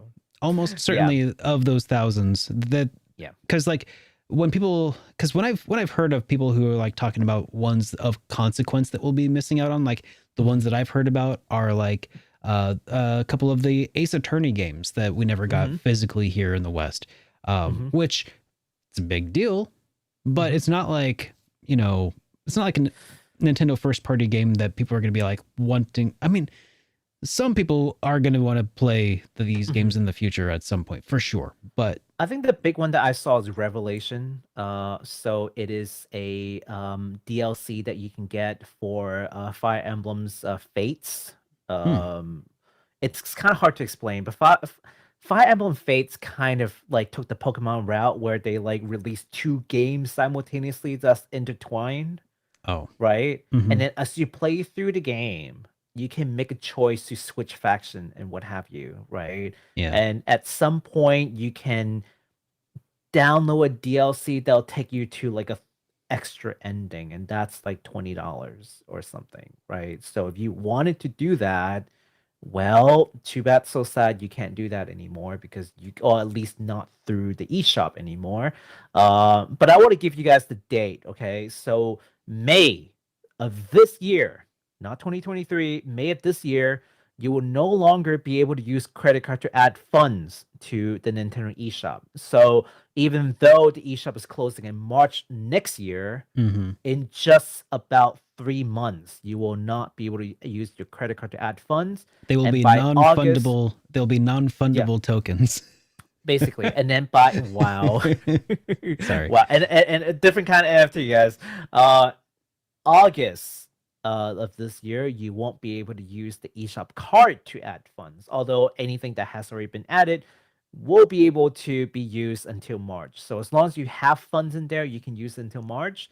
But Okay. by May, you cannot use your credit card to add fund, and by August, you cannot use eShop cards to add funds. Okay. So yeah. Until the end of August, you can use your E-card. gift cards basically that you buy from GameStop. So if you don't have the funds to buy the stuff you want right now, and you will later, but the credit card payments are down, you'll at least still be able to go buy gift cards from everywhere basically for the eShop. Ooh, boy, this chaos, I'm sure. But I mean, obviously, best to do your research now. Try to get whatever it is that you want to get.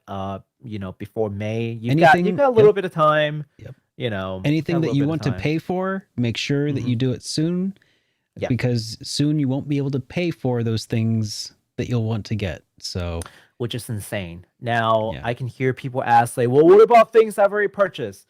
Nintendo kind of gets you covered, right? So anything that Do you already they? purchased, you can continue to download. And anything you own beyond March 2023 and for the foreseeable future, whatever that means, because Hold on. there's no promise, foreseeable future. That's ridiculous. I mean, I like it. I like that they're at least doing that, but okay, this is so dumb. They're storing the games in the cloud. They're maintaining the servers that you would need, the expensive part. They're essentially just shutting off the payment process for acquiring these games.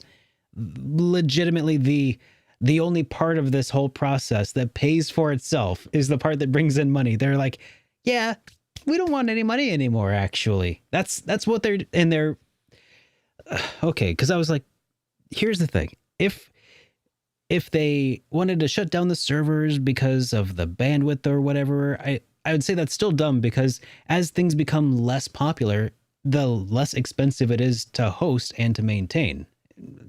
So it's like there's really no cost that goes into that.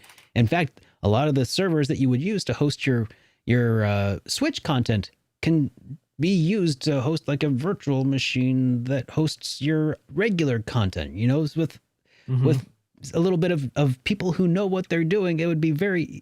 It should be very simple to do that, but they're just turning off the payment side of things. So they are doing that. They are maintaining all of the servers that go into this. They're just turning off the buy button. It's probably the bandwidth that they're limiting, I guess. But there's the storage, but then there's like the bandwidth that's required, right? But these games, these consoles are years and years old. The bandwidth that they're actually using for this has to be so minimal. Abysmal. And I'm not sure what it is. It might be support that they worry about, right? Because you need to offer a certain level of support, when transactions don't go well and things fail. But even then, unless you're telling me that the price, the amount of sales that they're getting just doesn't justify the level of support that they want to provide, maybe. But I can imagine that. What support do they have to provide, though? That's the thing, because they're still providing the support of allowing people to download the things that they own. Yeah, that I'm not sure. I honestly don't know. I'm playing devil's advocate a little bit, but I think this entire situation is dumb.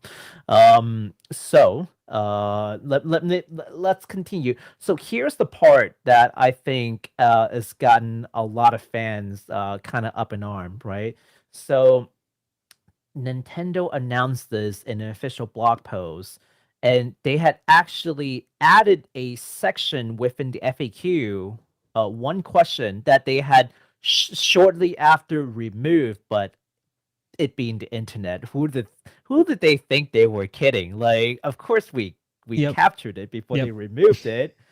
So here's the question. You won't see it in the blog post anymore, and we'll link that blog post, by the way, in the description. But let me just read it out to you what Nintendo put in preemptively. Okay, here's the Q&A. Here's the question. Right, once it is no longer possible to purchase software in Nintendo eShop on Wii U and the Nintendo 3DS family of systems, many classic games from past platforms will cease to be available for purchase anywhere.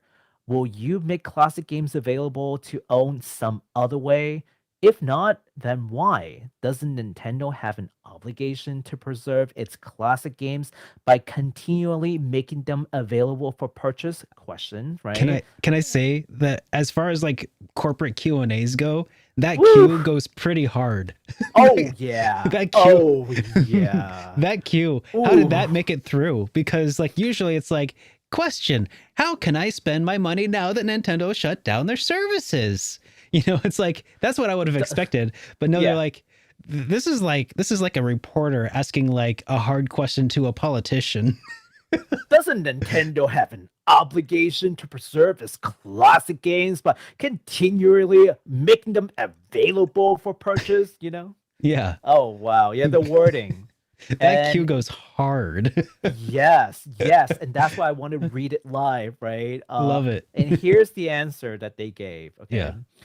Across the Nintendo Switch Online membership plans, over 130 classic games are currently available in a growing libraries of various legacy systems. The games are often enhanced with new features such as online play. We think this is an effective way to make classic content easily available to a broad range of players. Within these libraries, new and longtime players can not only find games they remember or have heard about, but other fun games they may not have thought to seek out otherwise. Basically, a whole bunch of nothing burgers just now. The Yeah. last line is where it really gets everybody.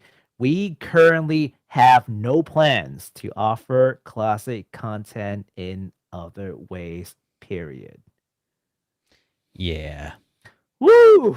Damn. I love how they dance around it a little bit. Like, oh yeah, it's a growing library. It's an effective way for classic content to be available for a broad range of players.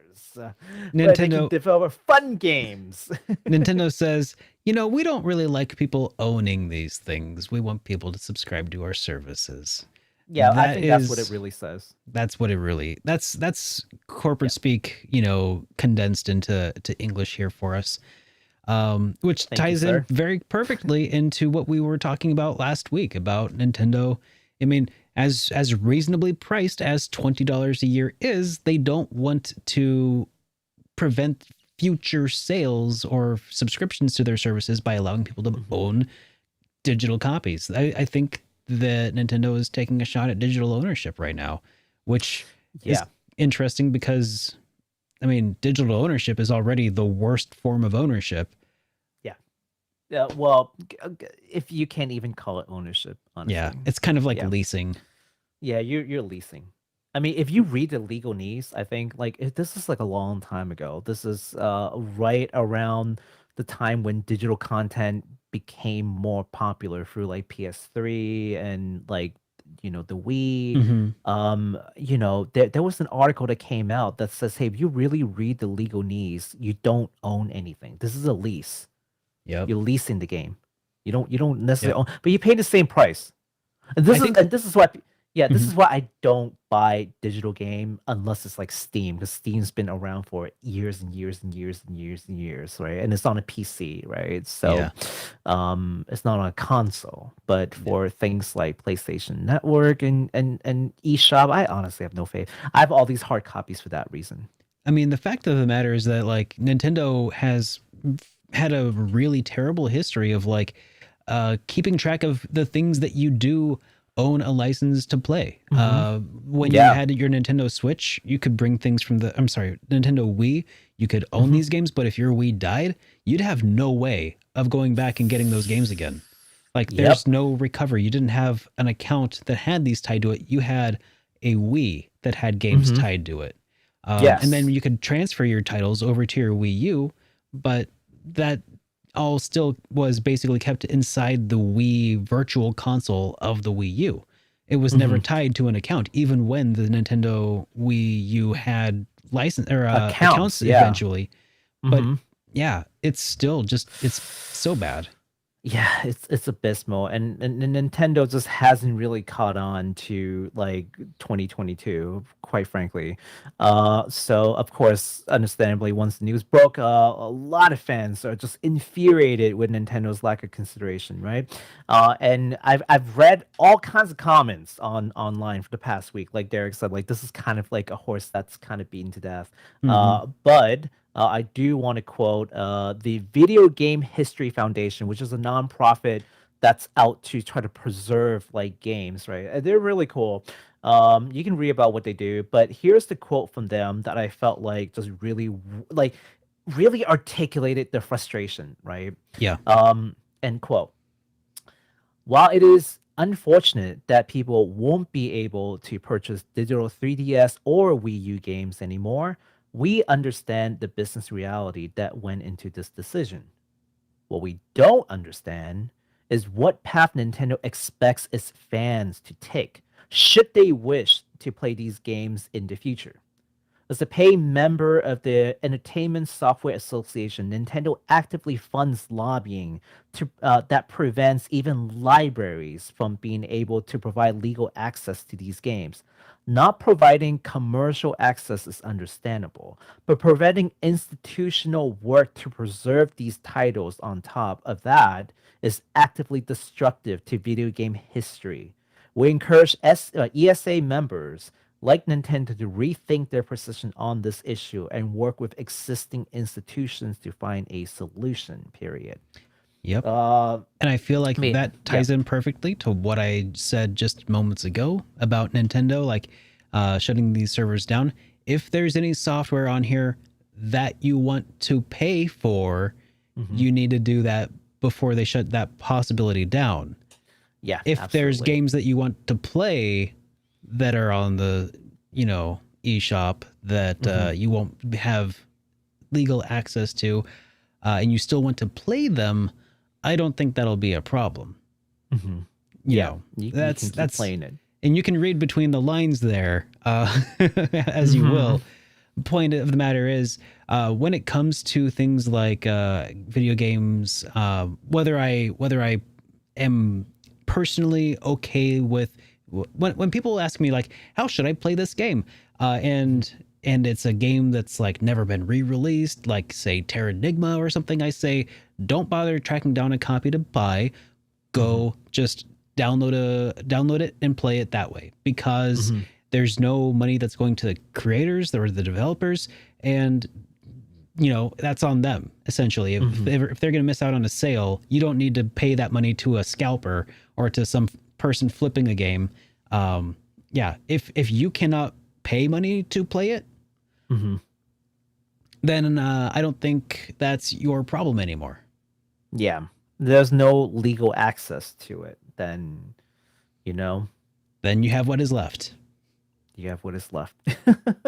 I don't know like the legality of it all, but from a moral standpoint, it's just if you give me a way to pay for it and I don't, like going back to what we were talking about with like Trails from Zero, right? Like now that the official game is coming out, using the Geofront translation, you really have no excuse. You can't even be like, well, this translation is just better. Yeah, it's the same translation, right? So so but if you still go out the way, download the game, patch it in, then I don't know, man, I'm gonna look at you a little funny, right? Sure. But but but see, like, good guy Falcom's like, hey, this translation is really good. We're looking for good translation. All the fans love you guys. Why don't we work together and bring this out on our official release on Steam? Awesome, right? Awesome. Yeah. And that's coming, right? And I certainly hope that more game companies will sort of take notice and actually do the right thing, right? Yeah. Yeah, because we're trying to do the right thing too. So please, make that possible. Yep. Pretty much. All right. So All right. with that horse So- beaten, let's go ahead and move along to fan and community news here. Yes. And here's So- a PSA for a lot of you guys who are playing Pokemon Arceus right now. Yes. There's been a recently discovered glitch that can be game breaking, or rather post game breaking. So I'm sure Nintendo's going to fix this at some point through a patch. But do you want to go ahead and explain this one there, Baku? Yeah, sure thing. So during the post game, the player attached. Actually, hold on. Before I continue, I even wrote this. Spoiler alert Yeah, spoilers. for everybody. I apologize, but this being the nature of the news, I can't like give you a spoiler-free version. But here it goes. Okay, this is very specific. Okay, in the post game, you're asked to capture a legendary Pokemon. Hold on, Cressania. Cressania. I'm gonna get yelled at by Pokemon fan. It's not pronounced that way. So you're gonna be asked to capture this Pokemon from a NPC named Melly. And so what happens is that because of the way that you can travel within the game, it is possible to bypass Melee, go straight to the legendary Pokemon, and capture the Pokemon without speaking with Melee. Without When you triggering that do event. Uh-huh. Right. So when you do that, Melee will not recognize that you have actually captured the legendary Pokemon and will insist on you going to capture the legendary Pokemon that you have already captured and will not respawn. Yep. So you can see how that's a problem. And because of that, you won't get a certain key item to summon Arceus. And without summoning Arceus, you can't capture Arceus, then you can't complete the game. So you can see why this is a big issue. Yeah. So if you are one of those unfortunate souls who has gotten really far, who has actually bypassed because you can just fly straight into the area and capture the legendary just to find out that you can no longer have access to Arceus, my condolence to you. There's one solution to that, and that is to restart your game or wait until Nintendo patch it, which we're pretty sure they'll They've do. got They're pretty to. good about it. Yeah, they're pretty good about it. But, Unless they take down the shop that you download the update from, in which case the next blog post with like a passive aggressive. That's what it is. That Q&A is so passive aggressive. It's so passive aggressive. Don't you have an obligation to preserve games? no, that's dare you, sir? no, that's not passive aggressive. That's aggressive aggressive. That's straight aggressive. Oh my god. That's Well, I mean, the fact that they made it Q&A. Oh, yeah. Yeah. The fact I that think they're like, this is gonna make us look good. That's pretty tone deaf for sure. Yeah. And I love how they removed it, thinking like, oh, no one saw that. It's like, yeah, no, this is the internet. As soon as you hit publish, Oh shoot! They don't like it. Delete it. Undo. 30 seconds, we get a screenshot. Are you crazy? Yeah. Please, companies, like review everything before you hit the send button. There's no going back. Tweets, blog posts, anything you can post on the net, once it goes out, that's out there. Are you Yep. The crazy? internet is Like, forever. The internet is Yeah. forever. Yep. Hey Baku, before we wind down, because we are about the point where we're about 2 hours in. Baku, what are Perfect. you doing? What are you doing these days over on Twitch, and where can people find you? Sure thing. So you can find me in Twitter underneath. Please drop a follow. I post fun pictures every now and then. I actually just finished Xenoblade Chronicles 2 and the expansion. And let me tell you, that game, if you're on the fence, just do it. It's great. We finished Pokemon Arceus, kind of. But now I'm just Kind of, but now you have a game-breaking bug Kind of. keeping you from finishing it. Shh, I did not fall victim to that, silly Derek. I follow prompts. Actually, I'm not even there yet. I'm nowhere near that. Like I'm like Okay. mid of the game. But no, I just felt like Arceus is a game better enjoyed off stream than to be rushed into making progress. Yeah, which I gotcha. Yeah, it is definitely not a game for it. But we are streaming Yakuza Like a Dragon Wednesday through Sunday. So as a matter of fact, after this broadcast, I'll be over on my Twitch channel. So if you want to come by and hang out, I'll be right there. Link down below. Awesome. All right, and I'm over on Twitch streaming Shin Megami Tensei 5 every Monday, Wednesday, and Friday. Currently, we are getting our butt kicked repeatedly by strong monsters because we're playing on hard mode. So if you're familiar with SMT 5, that's the part where we are right now. So if you're interested, we stream every Monday, Wednesday, Friday at 6 p.m. Central, and I hope to see you then. Links to our various socials can be found in the description below. Now, I'd like to take a moment and help respond to some questions or comments from the super chats, or as I wrote earlier, the super chads. First one comes from first one comes from Derek Morrison, who says, question for you both. So this is for both of us here, Baku. Who says, what Star Ocean game is your favorite? Also, Derek, he says, has a great name. Thank you very much there, Derek Morrison. I do agree that Derek is a great name. It's one that I kind of fell into, believe it or not. It's not really something that I sought out. It just kind of fell into my lap when I was very young. But I've grown quite accustomed to it. So, but Star Ocean, which one's my favorite? Got to be Star Ocean's second story. And why was that? It's the only one I've played. Dang it. Okay, I've got to say that my favorite is Star Ocean 3, but not the ending. I loved everything about the game up until the ending. Just and we actually had a recent chat about that on my stream where someone asked a very similar question. Well, why didn't you like it? I gave them a long short is without spoilers, the ending kind of really hamper the series cohesiveness and really it was a unnecessary limiting factor. I felt the writing itself is okay, but because every game is on a continuous timeline, the way that they had done that ending, the way that they handled it and made it canon, makes it very limiting for them to do anything beyond a certain time in their timeline. Let's just put it that way. So Okay. I want to spoil it for people who have never played a game before, but that's my take. I gotcha. 5 is actually not half as bad as I think people make it sound. In fact, I think 5 is actually quite good. But you guys be the judge of that. Well, excellent question there, Derek. By the way, great name. Next, we got one from Duo Beard, who says, Okay. He says, Derek is one of the few celebrities that he'd like to meet. Well, I agree there, Duo Beard. It'd be awesome to meet up at some point. And then we got one from Darth Taco, who asked, this one goes to both of us, I guess. He says, would you rather see Devil Survivor ports over Soul Hackers? And Devil Survivor port over Soul Hacker.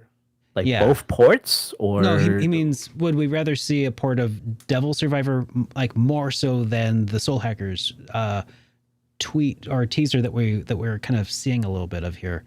I am probably the wrong person to ask because I've never experienced Soul Hacker. I didn't have a Saturn growing up, and I'd never really gotten to SMT. But as a, I think as a general statement, anyways, quite honestly, if this is something that fans enjoy, why not both? Like, I don't know. Exactly. Like, is that cheating? Like, did we just cheat? Like, why not both? Like, no, I want one or the other. Give me one or the other. I mean, no, yeah. I think it's a valid response because I haven't played all of those either. Like I said, my first mainline SMT title I'm playing through right now. Besides that, I've been limited in my experience to the Persona games, but I'm very interested in exploring beyond those boundaries here. So Devil Survivor, I think I've got a copy of that. I don't want to overstate what I own, but I know I've got some offshoots of the SMT series that are not Persona and not mainline, and I'd like to explore some of those at some point soon. So yeah, I guess I just gotta say I don't really have a preference as of right now. Soul Hackers sounds interesting, but I think Devil Survivor also I've heard good things about. So it's just really, it's just impossible for me to choose between the two at this point. But good question. Yeah. Not enough to go on, but also, we just talked about this whole like game preservation thing. Like, if it's gonna be like a remaster, that's like a method. It's not 100%, but it's a method of preserving these games, and I welcome it. The more the merrier, right? For anyone who enjoys these like classic titles. So Yeah. absolutely. All right. Well, thank you everybody so much for the support here. And all right, Baku, before we wrap things up, have you got any closing thoughts? Any final things that you'd like to say real quick? Well, thank you everyone for joining us tonight, of course. And again, I'll be over at my Twitch channel shortly if you want to just hang out for a little bit. Where I turn off the family friendly filter and just go like full after dark mode. Derek knows what I'm talking about. But also, I just want to thank everyone for making comments. We